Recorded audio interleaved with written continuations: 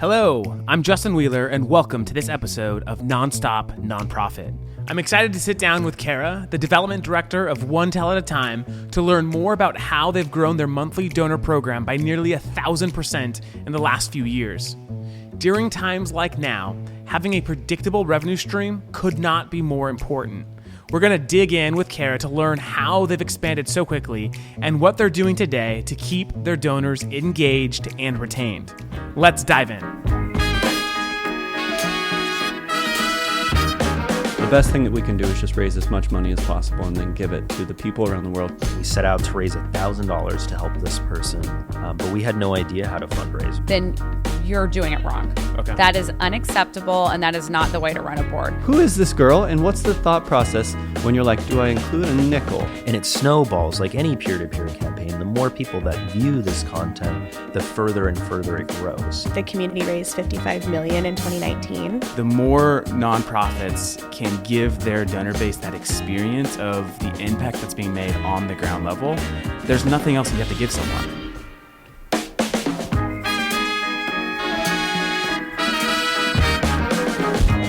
This is Nonstop Nonprofit. All right. Well, Cara, thank you so much for joining us today to talk about your amazing organization and the amazing work that you guys are doing, along with how you have built up a really strong monthly donor program. So thank you. And please tell us more about yourself and the organization. Sure. I'm Cara. I'm our development director at One Tell at a Time. We're an animal rescue in Chicago. We're One Tell at a Time dog rescue, but we also rescue cats. We have a cat and kitten program, a cat program. And let's see, last year we rescued about 975 dogs and cats. We've been around since 2008, and in 2008 we saved 12 dogs. So we've grown pretty quickly since then, and it's largely, essentially all because of the community around us and just Chicago's awesome community of rescue advocates that have joined our cause and volunteered or fostered and adopted or just followed us on social media to pitch in. Yeah, I think that's where we Funraise, I think, learned about your organization was through Facebook, because you guys have done a lot of Facebook fundraising and just a pretty big social media presence. So how did you get involved with the organization and become the director of development? Sure. Well, this was my first fundraising gig, so to speak. I actually have a background in musical theater, and that's what brought me to Chicago. But during the summer, I would go away and perform out of state. And I was in Missouri one summer, and during the day, I would volunteer at the local Humane Society there. And I just came back to Chicago so inspired. I had no idea there were so many just amazing pets still waiting for a home and shelter, still waiting for their home in a shelter. So I started researching local rescues here and found this awesome group called One Tell at a Time. I felt like such a nerd because I would go to events where they were there, just casually introduce myself, like, hey, I'm Cara, I've heard great things, thanks for all you do. And then one day I just sent an introduction to myself to our executive director, Heather, and she wanted to chat right away. And that's really, I think, has been the foundation of One Tell, is just being so open to support from anyone eager to save lives with us. That's great. I love the persistence of tracking down the organization and getting that meeting and then landing the job. Not creepy at all. That's how you get stuff done. I mean, not being creepy, but just that persistence. So tell us a little bit more about your guys' fundraising strategy, like overall. Like, how do you guys raise funds? How do you support the overall mission day to day? Yeah, we raise funds in a lot of different ways. Mostly through individual donations, through our membership program, which is our monthly giving program. We also do a lot of social media fundraising, and peer-to-peer is huge for us. So we have like our annual gala at the end of the year, our annual Houndstooth Ball, but during the year we're launching really big social media campaigns. Our peer-to-peer campaign right now is our annual Sit-In for Shelter Dogs. And trying to grow our sustaining donor, our recurring donor program constantly throughout the year. Sure. So your membership program, let's talk about that. It sounds like it's something that has been well established, before COVID-19 hit. And yes, thankfully. And, this is something that we're seeing, as a pretty critical component to any organization's revenue channel is a strong membership or recurring donor or subscription program, just, repeatable, predictable revenue month over month. So tell us about your guys' membership program, how it started, and what are the kind of the core elements of it today? Yeah, I'm happy to. So our membership program was in place when I joined in 2016, and I know that our first members joined in 2012. So it was around for 4 years when I joined the One Tail family. And around that time, we had about 200 members.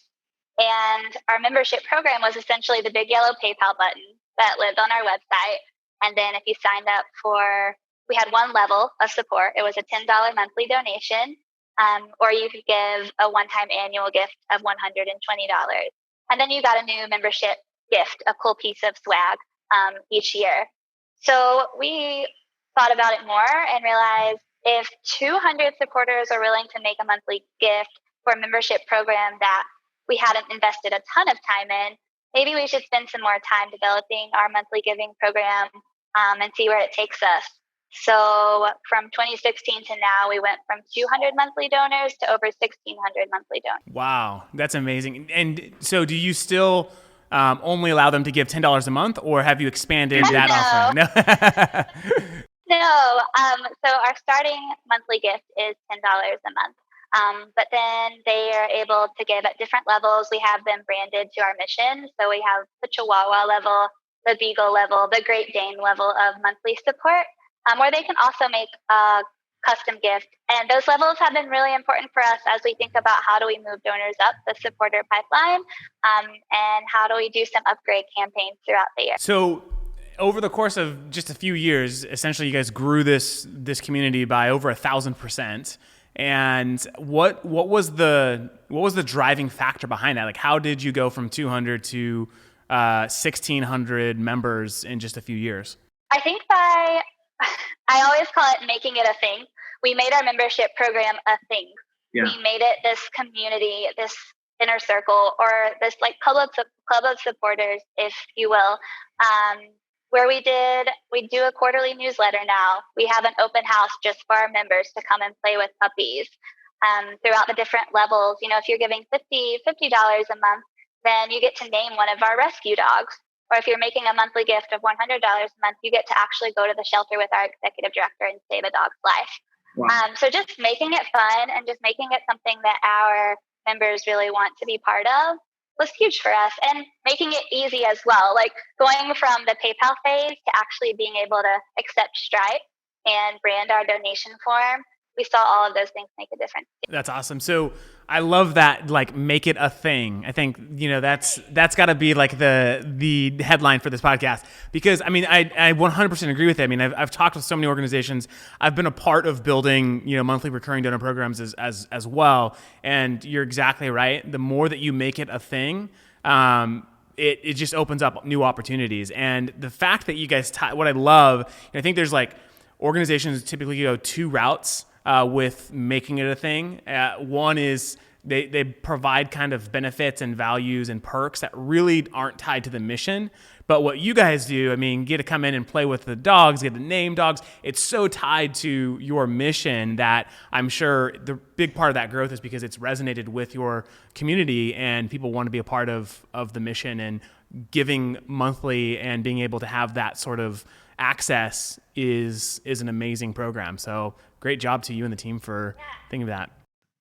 Thank you. So you said something really interesting I wanted to also come back to, was you talked about like the expanding your recurring donor base, right? Because a lot of times nonprofits think about building a recurring donor program like they need net new donors to actually grow the overall annual revenue. So talk to us about some of the strategies you guys have used to expand your recurring revenue by targeting your existing recurring donors. Yeah, well, something that I'll throw out there to start with is that half of our recurring donors are first-time donors. That's a huge percentage. So half of our donors are folks who have made a gift to us before, but half of them, this is an awesome entry level for them to get engaged, like $10 a month, and they get some cool swag and some perks. That's getting new donors through the door as well, which is awesome because they become lifetime supporters is the goal. But as far as activating our existing supporters, we speak a lot to our volunteers, our fosters. We have a lot of folks who are interested in being on the ground with our animals, and then life happens and maybe they can't, but this is an awesome way that they can still support our organization. We also set up a welcome series. So when someone joins our email list, within 3 weeks, they're asked, would you consider making a monthly donation for dogs like Little Puff too? That's really impressive. Going back to like that 50% stat, 50% of your donors first time are monthly. This is super important because, as you're well aware, recurring donors have a much longer lifespan. They don't churn as much as a single, one-time donor. So why? I mean, what is it that you're doing, whether it's on your website or in your communications, that's causing you to convert 50% of your donors on the first donation to a monthly giver? What's the secret sauce that you can share with us on that point? I think talking about it a lot. I think sometimes we could get in the habit of, well, if it's on our website and we mentioned it this week, then people know about it. But having it in your tagline, in your email signature, or including it in every single newsletter that you send out, making it really easy to see on your website. We include it in our volunteer and foster emails as well. Just making sure that you're reaching everyone where they are has been a really big difference for us. Got it. So far the two main points is make it a thing and make it a thing times two, right? It's just consistently talk about it, bring exposure to it. That's awesome. So another interesting thing you said is you migrated from a PayPal button to a more branded giving form, which is Funraise. And so talk to me about how that experience has been for your donors. It sounds like it's helped grow the program. Would love to hear why you think that is and how it's been impactful for you and the team. Well, what I loved about switching from PayPal only to being able, because now we're with Funraise, which is awesome. But before then, we had a very simple, customized online donation form. And what I loved was just simply being able to set them out at different levels. That was awesome. And give donors more of a choice. Like when you only have PayPal as your option, PayPal isn't going to speak to everyone. And I would say that was one of the first really big initial boosts that we saw is adding card. Just simply card or PayPal made a huge difference for us as well. And just being able to customize some of the text on your donation form as well. As you know, you can only customize so much in PayPal.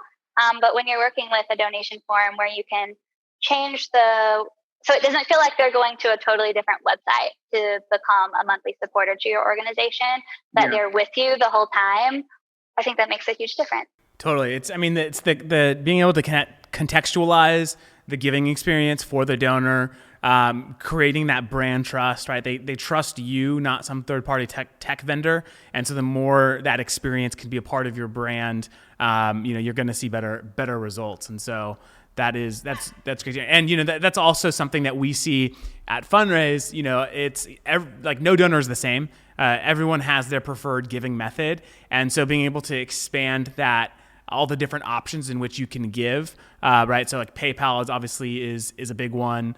We've introduced in the last year Apple Pay, more sort of a cryptocurrency. I don't know if you guys are using crypto today, but some interesting ways to continue to give. So expanding the options for donors is definitely an important strategy, and it's awesome to see that as you guys have done that, your donor base has begun to grow.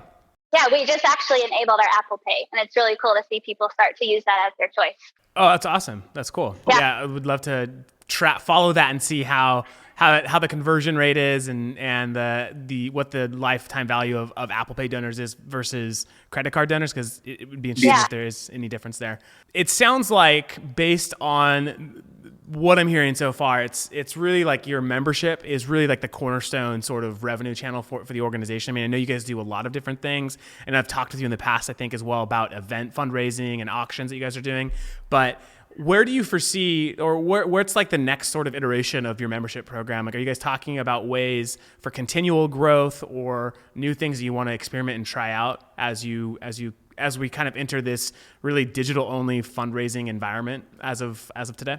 Well, I was giving a big head nod earlier because having our membership program built out before COVID-19 was just huge.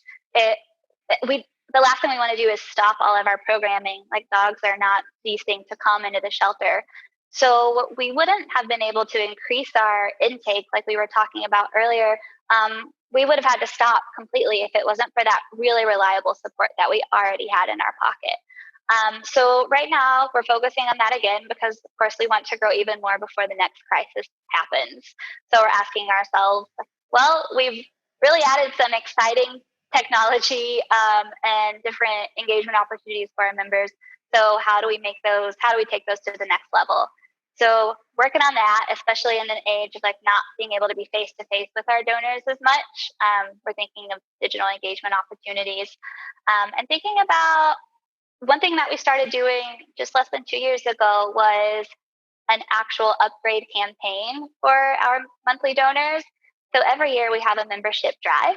That's another part of making it a thing, is that every January on our birthday, January 8th, for the whole week, we recruit new members, and it's all we talk about across all of our social media channels. But we also added in an upgrade element to that. So continuing to just let our supporters know that if they're in a position to, it's very easy to increase their support, and maybe you could name a rescue dog if you do.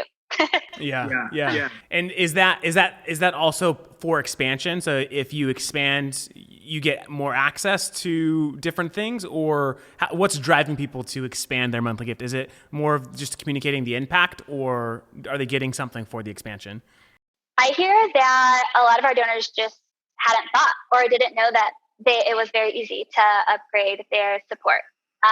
So just making sure that you're even like planting this seed in their head that that's an option, I think is really important. And just like talking about it and sharing stories of your other monthly donors or your recurring donors who have decided to upgrade, I think that's a really valuable tool. Yeah, that's good advice. And when I was fundraising, we would run every December. We would run upgrade campaigns, and it would be basically a call campaign. We would call hundreds of donors, thanking them for their support, talking about what we had accomplished in that year and what we want to accomplish in the next year. And and we would share, in order to do that, like the organization has to grow by 10, 20, 30%. Like, can we count on you to upgrade by 30%, right? And that we saw a lot of traction with that sort of outreaches as well. But when you're starting to get into the thousands, that becomes a little bit more challenging to call every single donor. So what do you guys do to keep your donors engaged and cultivated and ensuring that they feel part of the community? What are some of your guys' strategies around that?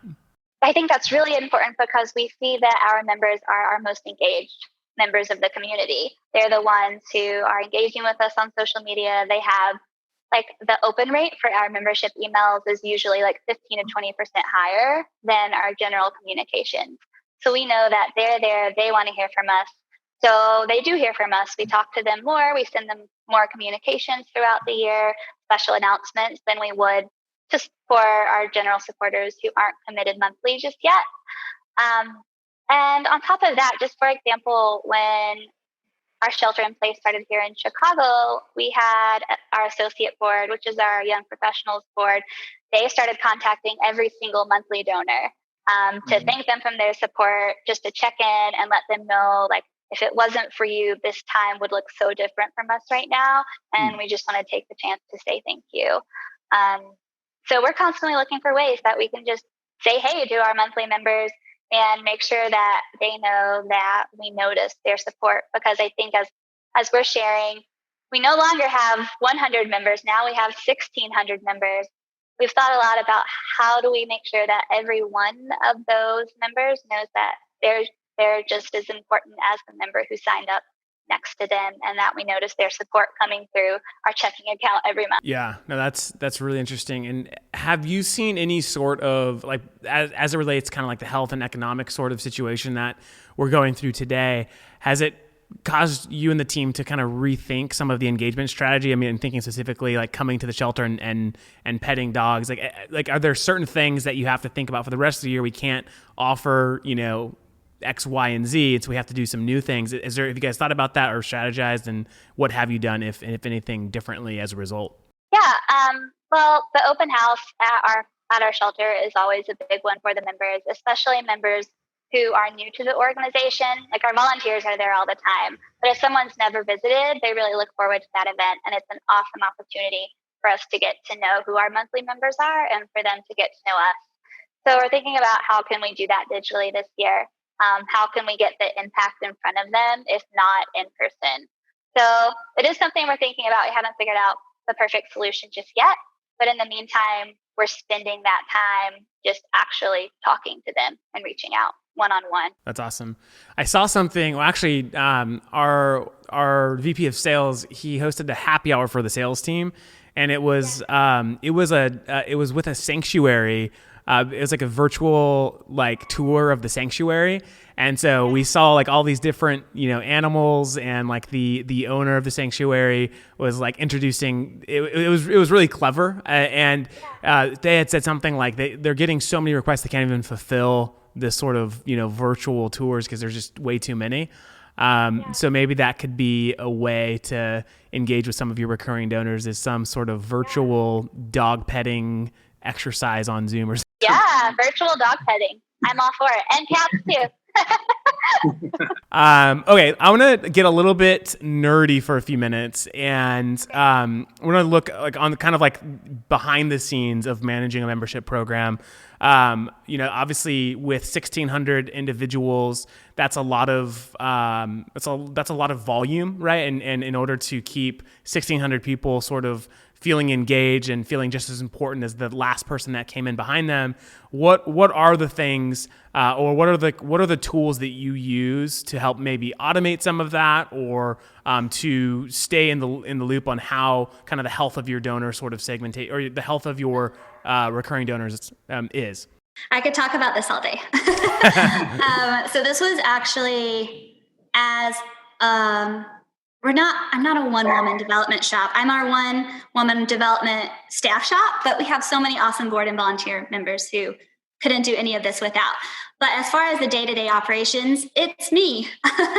So this was a huge piece for us when we just were actually looking for our CRM platform. And obviously we went with Funraise. And because we not only like have our monthly giving program, but we have various levels of support that people can sign up for a monthly giving program. And we want to make sure that it's really easy to track who's received their opportunity to name a rescue dog, or who's our executive director reached out to take along to the shelter for a rescue mission, who have we sent that year's swag to. So automating tasks actually for our members when they sign up for a different level of support has been huge. And then I can coordinate with our volunteers on like making sure those get fulfilled.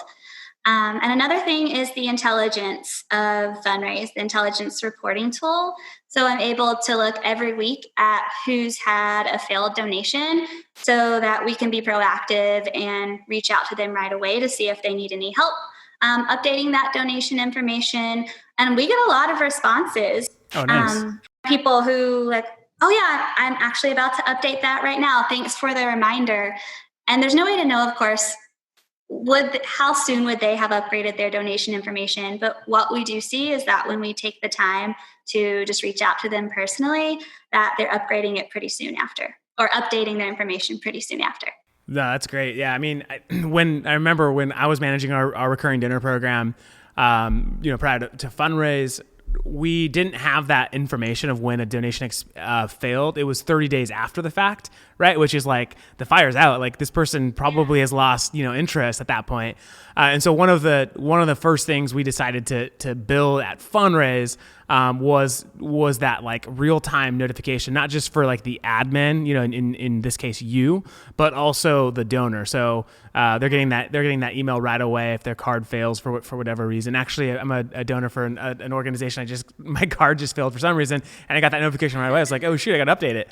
So that makes a big difference. But also as you continue to scale, what's going to be important is the increased efficiency that you're getting with technology. So, think about the last time you had to update your credit card on Netflix or Amazon. You never have to, because behind the scenes, they're talking to the banks, getting those updates in real time. And that's something, we've implemented at Funraise as well with subscriptions, is if someone gets a new credit card, we'll know about that. And therefore that donor won't lapse.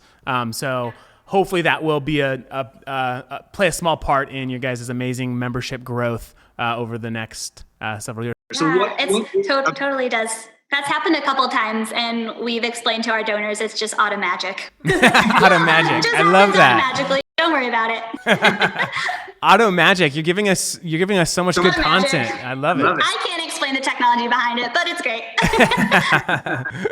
So what are some of the big goals over the next 2 years, membership wise? Or actually, let me take one step back before I ask that question. It's when you're going into a given year, how do you plan for growth with your membership program? Like, what are the things that you look at, and what are the goals that you set around growth for membership? Oh, well, it's really interesting because we're well aware that at some point our growth and our membership numbers should not exponentially grow. Yeah. We hope that they continue to, so that's how we continue to plan ahead, is what can we do to see that kind of growth again this year? And when we start seeing that that's not the pattern, we'll reevaluate to just how do we sustain and possibly grow a little slower. But right now, we're still thinking big. How do we make the next membership drive even bigger? How do we reach more people? How do we utilize the 1,700 new willing fosters that we've recruited through this crisis to also continue supporting us each month? So we're still thinking all the time about bigger and better. Over the last several years, you've grown like a rocket ship, and it's going to be very hard to go from 1,600 to 4,000, and continuing to double year over year.